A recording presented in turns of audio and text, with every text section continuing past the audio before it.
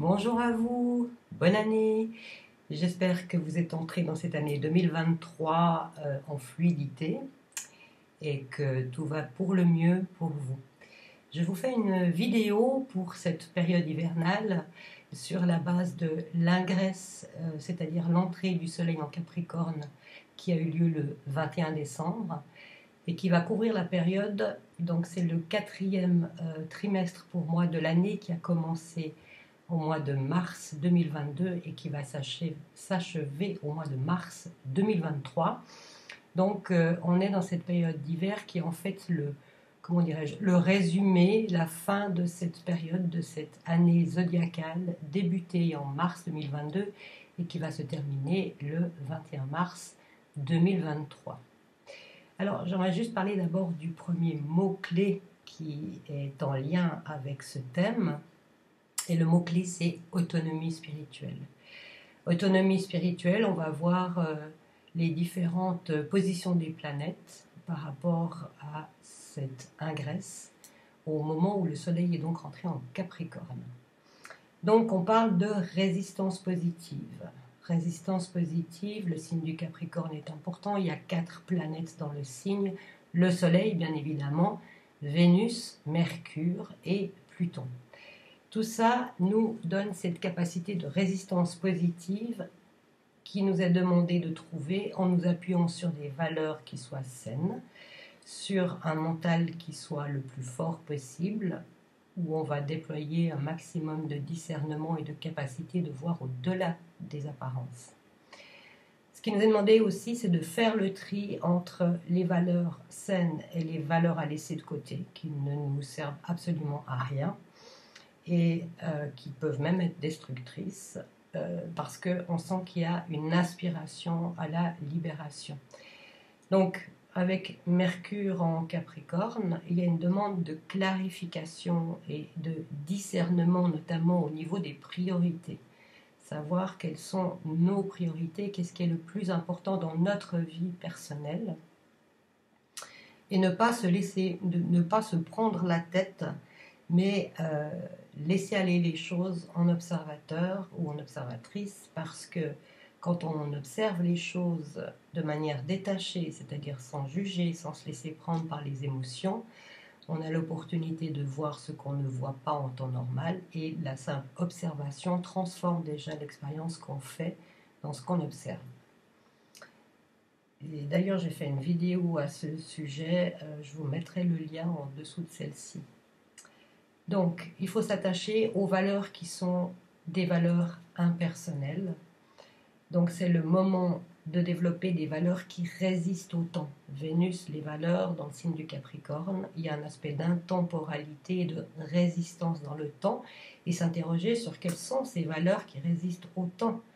Les valeurs qui résistent au temps sont certainement des valeurs qui sont celles de la bienveillance, de la fraternité, de l'écoute d'autrui, de l'art en général, toutes ces valeurs-là qui traversent les âges et qui nous permettent d'égayer notre cœur sont des valeurs à cultiver. Tout ce qui va à l'inverse, il y a même un art dégénéré qui existe aussi, c'est vraiment des choses à laisser de côté. Certaines modes actuelles, Vénus, ça peut être aussi les modes qui sont à laisser de côté parce que nous ne correspondons pas à la réalité de qui nous sommes, la réalité de l'être humain.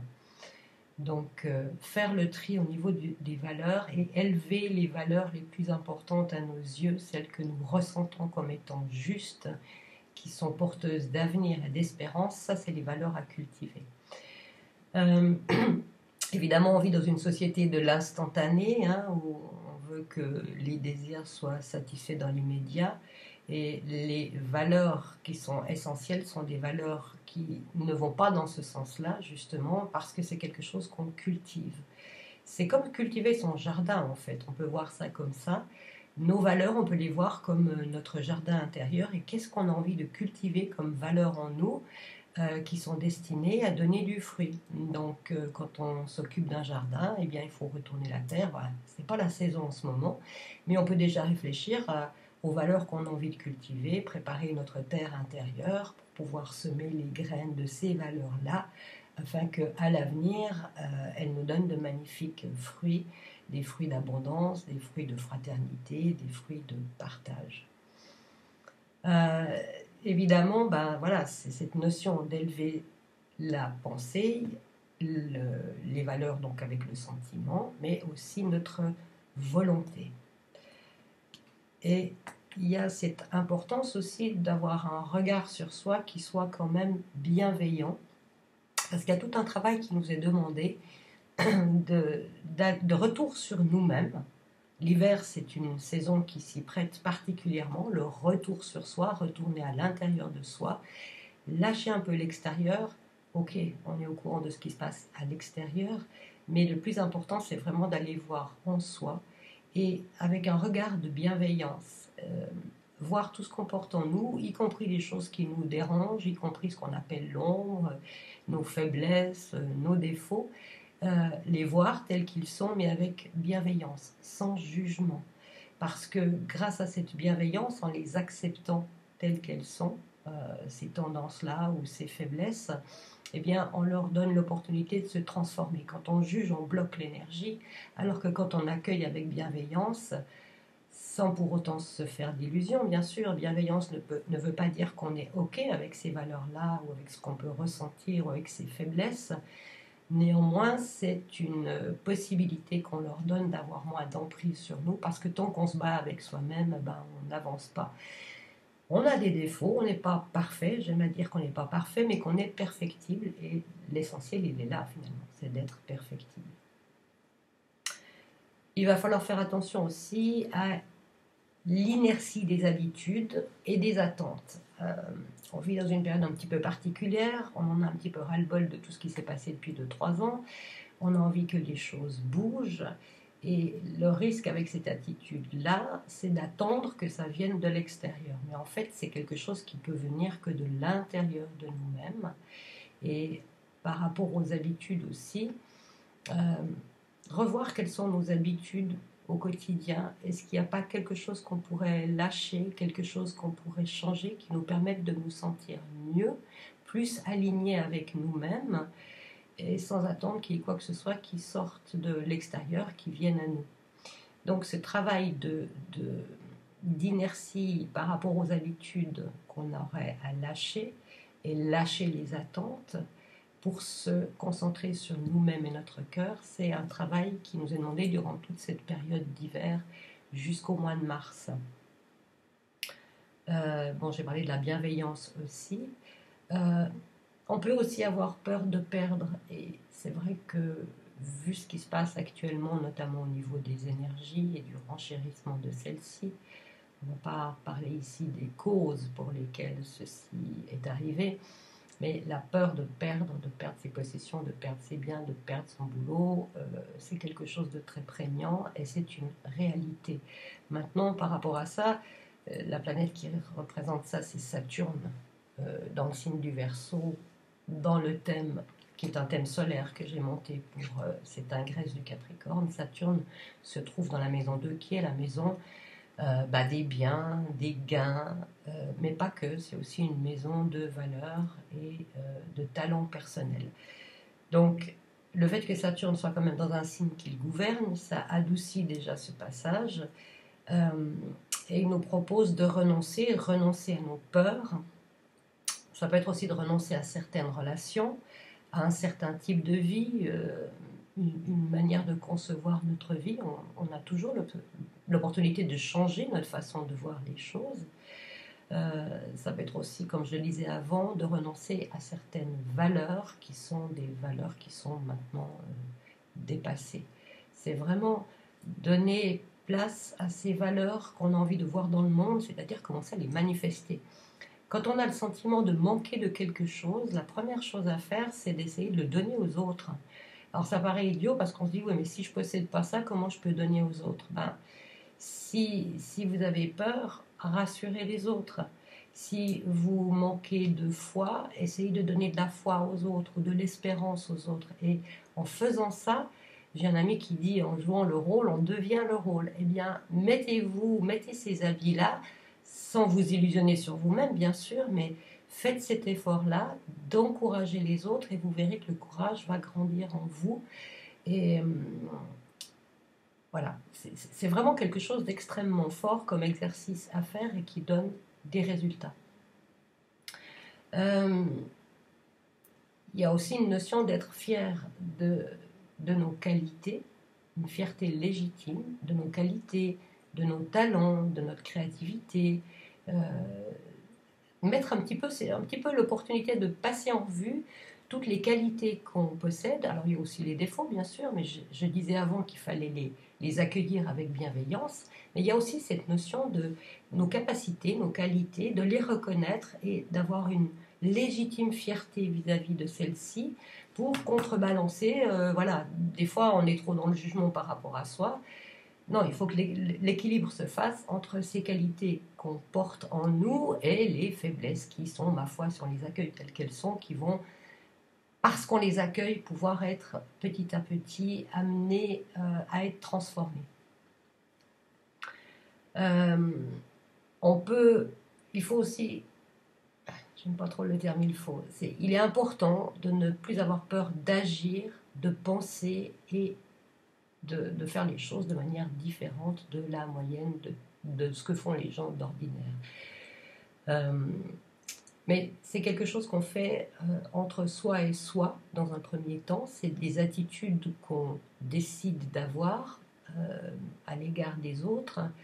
Et en s'appuyant sur la certitude des valeurs qu'elles représentent, on va oser vraiment penser différemment, mais c'est pas ce penser où on veut avoir raison, c'est pas ouais, moi je suis quelqu'un d'original, etc. C'est vraiment une pensée qui a pris de la hauteur, qui voit les choses telles qu'elles sont et qui n'a pas de jugement, qui a juste du discernement, et c'est aussi une pensée qui sait se taire quand il le faut. Mais ne pas avoir peur de penser vraiment selon son cœur et de manière très différente de ce que la collectivité nous propose, en se laissant inspirer par notre cœur. C'est vraiment quelque chose d'important dans cette période. Évidemment que ce n'est pas en se conformant qu'on va avancer, on est bien d'accord. L'intériorité, j'en ai déjà parlé, donc c'est vraiment lâcher l'extérieur pour aller profondément à l'intérieur. L'extérieur est intéressant quand il nous fait réagir, parce que dès que quelque chose nous fait réagir à l'extérieur, tout de suite, il faudrait faire un stop et se dire « Oh là là, ça vient réveiller quoi en moi ?» Donc, c'est ça, cet exercice de retourner en soi, de lâcher l'extérieur, et après, on règle ça entre soi et soi. Et il n'y a plus de pression extérieure. C'est pas de la faute de l'autre s'il arrive quelque chose, c'est pas de la faute de l'autre si je suis en colère, c'est pas de la faute de l'autre si j'ai peur. C'est moi qui vais voir en moi quelle est la partie de moi qui a peur, quelle est la partie de moi qui est en colère, et je vais écouter cette partie et je vais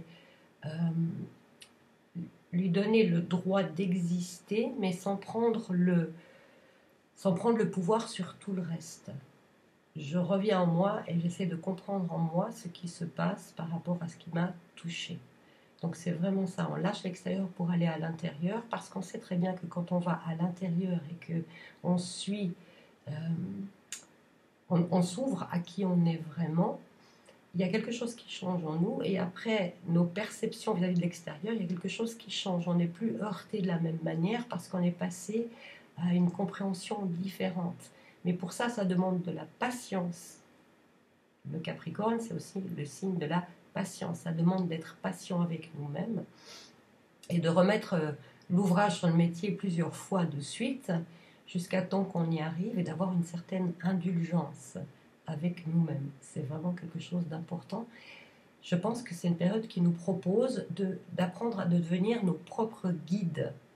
Alors c'est bien d'écouter des personnes à l'extérieur, de se laisser inspirer, mais en dernier lieu, la dernière personne à écouter, c'est nous-mêmes. On peut prendre des avis, mais en définitive, c'est notre propre cœur qui va nous dire ce qui est important. Donc il y a cette importance de faire nos choix par rapport à ce que nous ressentons comme étant juste. Et c'est ça qui nous permet d'acquérir notre souveraineté intérieure, c'est d'aller au bout de nos choix. Et même si on a de la peine à les tenir, même si on chute ou rechute plusieurs fois de suite, c'est d'avoir encore une fois cette patience et cette indulgence en se disant mais je vais y arriver parce que je vois clairement là où je veux y aller. Hein, on n'est pas Superman, Superwoman, donc il faut avoir un minimum de compassion pour nous-mêmes, c'est quand même quelque chose d'important. Il y a aussi une notion par rapport au choix où on se dit, ben voilà, quand je suis face à un choix, on a tendance à se dire c'est A ou c'est B. Je prends à droite ou je prends à gauche. Or, alors bien sûr, on se dit mais je suis obligé de prendre telle décision. J'ai pas le choix. On a toujours le choix. Simplement, en fonction de notre choix, les conséquences sont différentes si je prends à gauche ou si je prends à droite. Il faut juste être prêt à assumer les conséquences de nos choix. Et quand on est prêt à assumer les conséquences de nos choix, eh bien notre choix, on le fait pleinement et on est pleinement engagé par rapport à ce choix. Et on ne va pas le subir parce qu'on l'aura choisi jusqu'au bout. Mais maintenant, par rapport à cette notion de choix, il n'y a pas que deux solutions possibles, il y en a trois en fait. Je prends à gauche, je prends à droite, ou pour l'instant, je m'abstiens parce que la situation ne me permet pas de juger, de savoir quel est le meilleur choix à l'heure actuelle. Donc on a toujours le choix d'attendre, de se mettre dans une position, alors, on parlait d'attente avant, mais là c'est différent. C'est pas attendre quelque chose de l'extérieur, c'est attendre en soi pour laisser émerger ce qui a le plus de signification pour nous-mêmes. Donc nous laisser cette opportunité de ne pas choisir. C'est aussi un choix de ne pas choisir. On n'est pas obligé de choisir dans l'immédiat. Voilà. Donc se laisser cette opportunité-là de ne pas choisir tout de suite, mais reporter son choix. Il y a bien évidemment pendant cette période, mais ça fait depuis que Neptune est entré en Poisson, je ne sais plus quand, il faut que je regarde, moi je suis une très mauvaise astrologue pour ça. Depuis que Neptune est entré en Poisson, Neptune ouvre des portes. Il ouvre des portes par rapport au monde spirituel. On a un soutien du monde spirituel. Quand on est sensible, on peut ressentir que c'est comme si le monde spirituel était descendu un peu plus sur Terre. On peut le sentir autour de nous. Et ça a aussi comme effet d'ouvrir des canaux qui jusqu'à présent n'étaient peut-être pas ouverts pour la majorité d'entre nous, d'avoir plus d'intuition, plus de clairvoyance, pour certaines personnes même des capacités médiumniques qui se développent.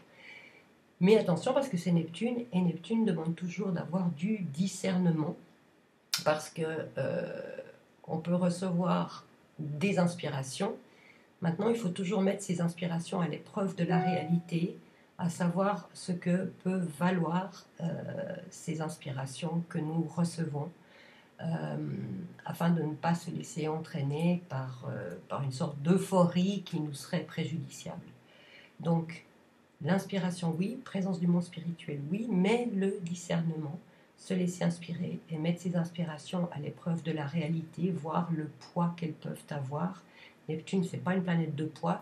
Saturne est une planète qui met à l'épreuve du temps dans la durée et du poids que peuvent avoir les choses. Donc, se ménager un moment pour, quelle que soit l'inspiration, évaluer ce qu'elle a comme incidence par rapport à notre vie si on suit ces inspirations-là. Bien sûr, il y a toujours la petite voix intérieure. Hein. L'intuition, ça, c'est quelque chose. Quand on écoute sa voix intérieure, on est OK.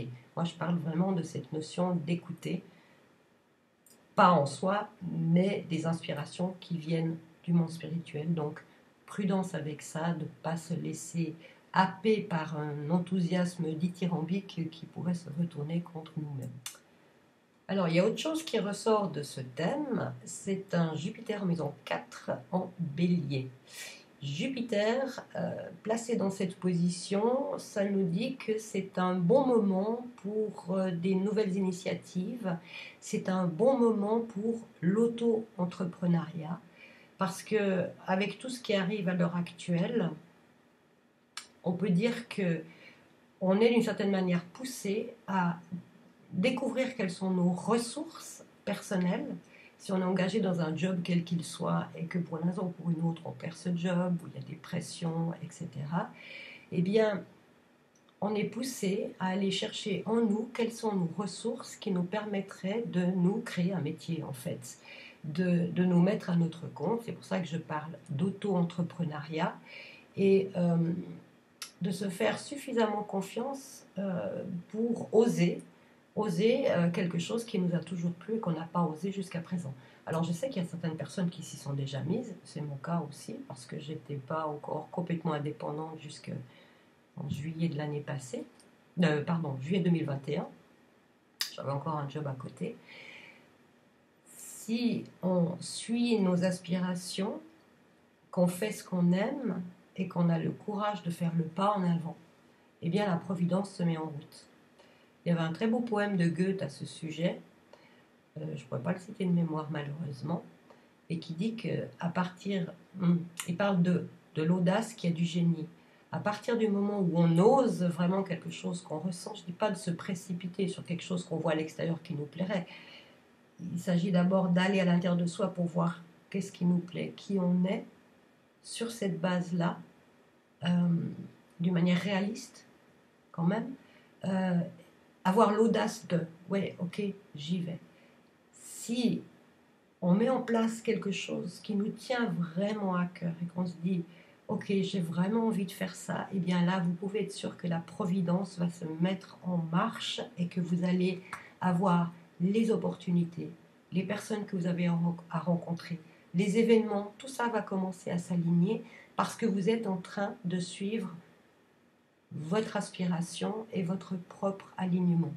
Ça demande quand même d'être au clair avec soi et de ne pas partir sur des illusions. On a déjà vu qu'avec Neptune, ce n'est pas toujours évident. Ça demande d'être réaliste, mais c'est un réalisme optimiste. C'est-à-dire, je ne sais pas, une personne peut avoir envie de proposer des services parce qu'elle est douée dans un domaine ou un autre. Eh bien, allons-y, qu'elle y aille, qu'elle suive son cœur si vraiment ça l'enthousiasme. C'est ça aussi. Est-ce que ça me génère de la joie? Est-ce que ça me fait brûler de l'intérieur si je pense à ça? Tout en sachant aussi que quand on se lance dans une entreprise telle que celle-ci, il va falloir tenir dans la durée. Parce qu'il y a l'enthousiasme du début, mais parfois l'enthousiasme, voilà, il y a des phases, des fois c'est un peu cas à cas, il y a des moments où c'est super, des moments où ça redescend, où on doute, après on a à nouveau la foi qui remonte, etc. Il faut tenir ça dans la durée. Mais c'est justement pour ça qu'on ne peut pas faire autrement que de baser l'auto-entrepreneuriat qu'on aimerait développer. On ne peut pas faire autrement que de le baser sur quelque chose qui est en lien avec nos propres ressources, nos propres qualités. Ça ne peut pas venir de l'extérieur, encore une fois, c'est quelque chose qui doit émerger de l'intérieur. C'est comme une plante, je parlais du jardin intérieur tout à l'heure.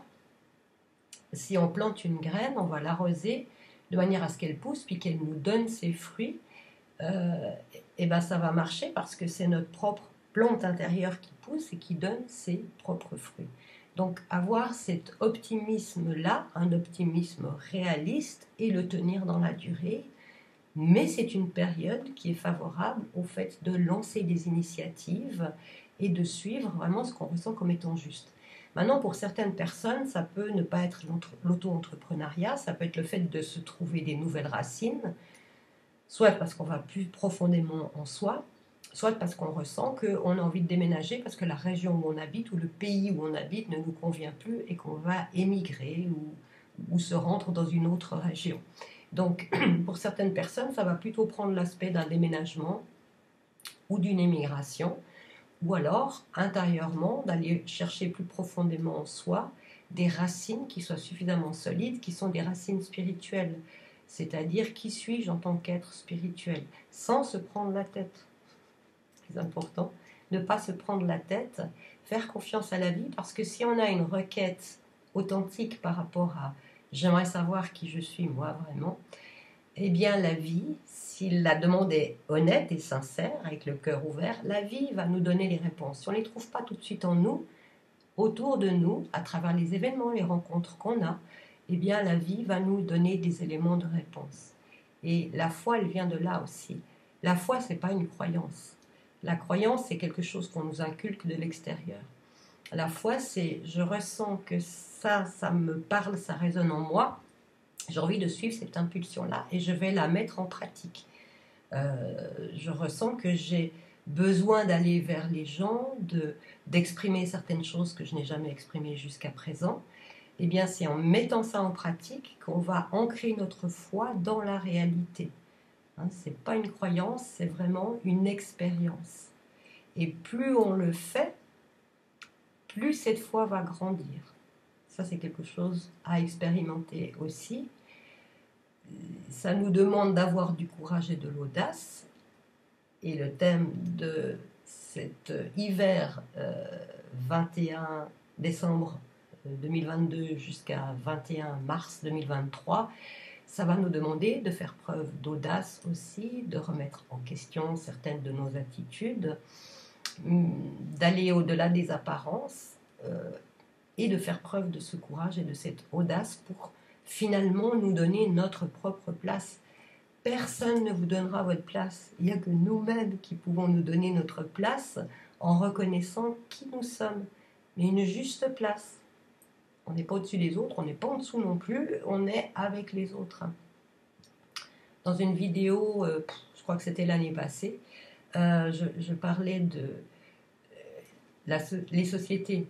La société vers laquelle on va être une société basée sur l'horizontal, on va dire comme ça, plutôt que le vertical, c'est-à-dire que chacun va développer sa créativité, son originalité, son unicité, parce que le plaisir et le bonheur va venir du fait d'échanger ce qu'on porte en soi comme trésor avec les autres, mais ça se passe sur un plan horizontal, il n'y en a pas un qui est supérieur aux autres. Tel est tel est doué dans son domaine, on peut lui demander conseil. Tel était l'autre dans un autre domaine, moi dans ce domaine-là. Et en fait, c'est une relation horizontale où on échange et on s'enrichit mutuellement, mais personne n'est au-dessus des autres.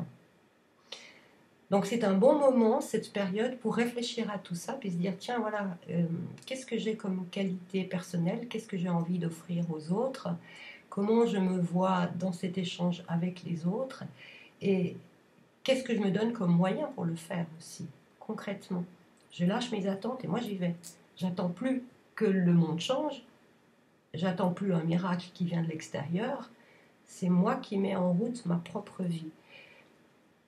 C'est vraiment le moment maintenant de se poser ces questions-là, parce qu'à partir du printemps prochain, on pourrait y aller vraiment plus par rapport à ce qu'on aura ressenti, on va être plus dans l'action par rapport à ce qu'on a envie de créer, de mettre en route. Et si on n'est pas dans l'auto-entrepreneuriat et puis qu'on reste dans son boulot, parce qu'on s'y plaît, parce que ça nous convient, on peut néanmoins agir différemment dans ce cadre-là, avec cet optimisme, en suivant sa propre voie intérieure. Et s'il y a des grognons autour de nous, il y a des grognons autour de nous, parce qu'il y aura toujours des grognons autour de nous, c'est pas bien grave. Donc c'est vraiment suivre notre cœur, suivre nos impulsions, nous faire confiance et savoir que, encore une fois, l'audace a du génie, on fait un pas en avant et la providence suit et va nous aider, va nous permettre d'être vraiment alignés par rapport à qui on est et ce qu'on a envie d'amener. On ne peut pas vraiment se perdre en fait. Dans la vie, tout est toujours fait pour nous ramener sur notre chemin. Alors des fois, c'est pas très agréable parce qu'on a des accidents, des maladies, des séparations, voilà. Mais c'est juste pour nous remettre sur notre chemin parce qu'on s'est trop éloigné. Donc de toute façon, on ne peut pas être à côté de la plaque et à côté de soi-même. À un moment donné, de toute façon, on nous ramène sur notre ligne de destinée et pour essayer d'y être le mieux possible, c'est vraiment lâcher encore une fois l'extérieur, les attentes, les désirs, être plus dans la réceptivité et l'observation. L'observation, c'est quelque chose d'actif. L'observation, c'est pas quelque chose de passif. On est vraiment en train de regarder les choses et sans les juger, voir les choses telles qu'elles sont. C'est pas quelque chose de passif, c'est quelque chose d'actif. On est présent à ce qu'on regarde et on observe ce que ça fait en nous. On observe l'effet miroir en fait, c'est ça. L'observation, c'est quelque chose d'actif. Il y a aussi, alors au niveau émotionnel, on va dire que là on est vraiment dans une période fin de cycle, début de quelque chose de nouveau. fin de cycle dit fatalement, si j'ose dire ça comme ça, début de cycle. Donc on est en train, au niveau de l'humanité, d'intégrer tout ce qui s'est passé ces dernières années pour essayer de lui donner du sens. Mais ça brasse énormément au niveau émotionnel et juste être attentif à ça. Et là aussi, peut-être, s'efforcer d'être observateur par rapport à nos propres émotions.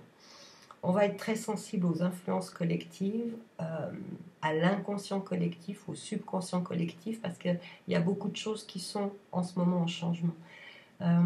Beaucoup disent que la lumière a déjà gagné, c'est une réalité, mais cette lumière qui a déjà gagné, qu'est-ce qu'elle fait? Elle va profondément, au niveau de l'ombre, elle va profondément dans la partie ombre collective de l'humanité, et du coup, elle fait remonter ce qui ne va pas.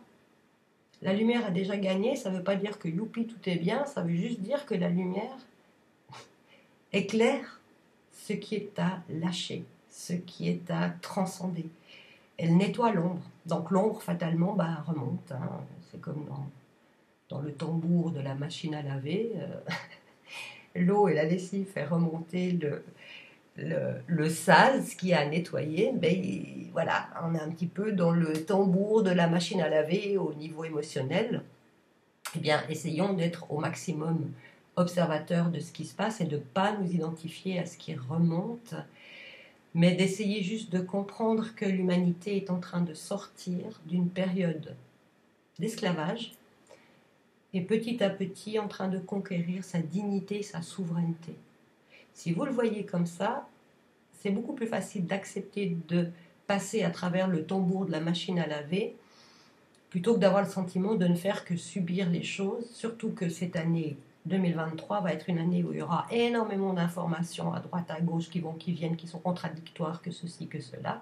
Donc on peut se perdre par rapport à ça, et en plus ça va bien évidemment susciter beaucoup d'émotions. L'idéal étant justement de prendre de la distance par rapport à ça, de le savoir, et quelles que soient les informations qu'on reçoive, si on ne peut pas être sûr de ces informations-là, si on ne peut pas les prouver, eh ben on les laisse de côté. Ok, on en a pris note. Moi, je me fais des bibliothèques comme ça. Il y a des trucs, j'ai des informations. Je ne sais pas si c'est vrai ou si c'est pas vrai. Je mets ça de côté dans une sorte de bibliothèque jusqu'à temps que j'ai la preuve que c'est valable ou à l'inverse que c'est pas valable.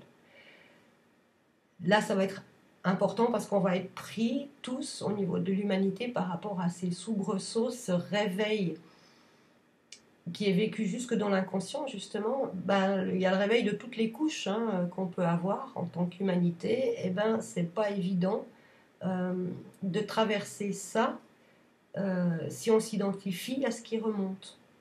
Donc, l'idée, c'est vraiment se désidentifier et observer encore une fois.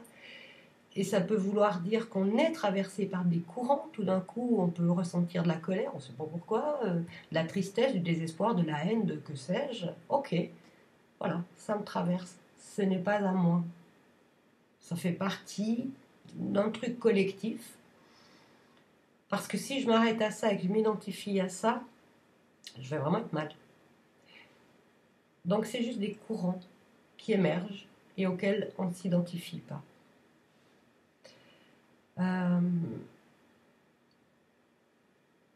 En même temps, ça peut être une bonne période pour s'engager pour des causes qui nous dépassent.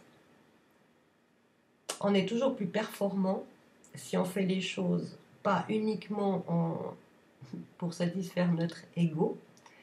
Bien sûr, c'est des choses qui ont besoin de nous faire plaisir, mais qu'on le fait parce qu'on aspire à quelque chose qui nous soit agréable, qu'on a envie de faire, de mettre en place au-delà de notre propre ego.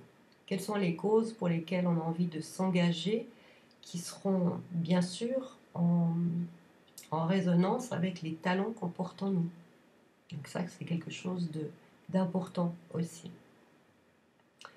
Il y a aussi pas mal d'inventivité durant cette période. On a un Mars en Gémeaux qui nous donne cette capacité d'inventivité, notamment par rapport aux crises.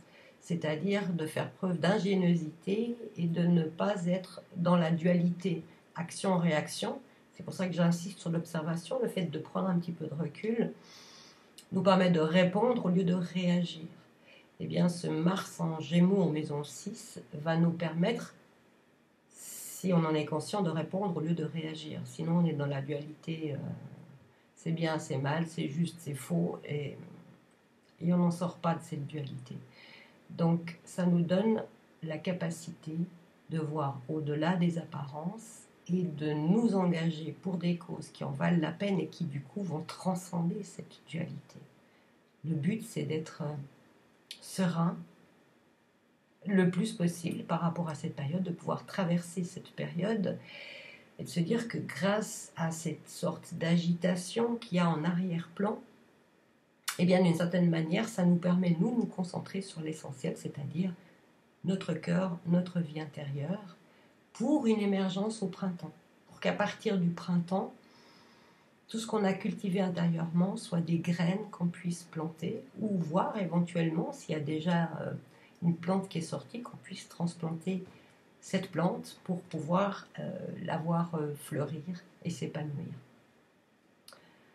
Voilà, j'espère que j'ai rien oublié. Je voulais surtout faire cette vidéo pour vous encourager à croire en vous, que le meilleur est à venir, que la lumière a gagné, et de ne pas prendre les choses trop personnellement.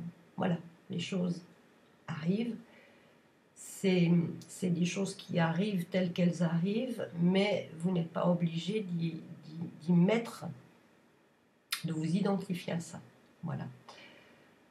Eh bien, après cette vidéo, je vous propose de vous retrouver dans quelques temps pour une autre vidéo, probablement ce printemps, par rapport au nouvel ingress du Bélier pour l'année 2023. Dans l'intervalle, je vous souhaite une très très très bonne année. Faites fructifier vos talents, vos ressources, ayez foi en vous. Voilà. Au fur et à mesure que le temps passe, vous allez vous voir fleurir vous-même. Et ça, j'en suis persuadée.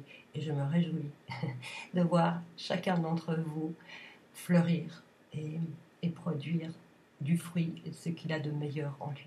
Voilà. Prenez soin de vous, prenez soin de ceux que vous aimez. Et je vous retrouve bientôt. Bye bye.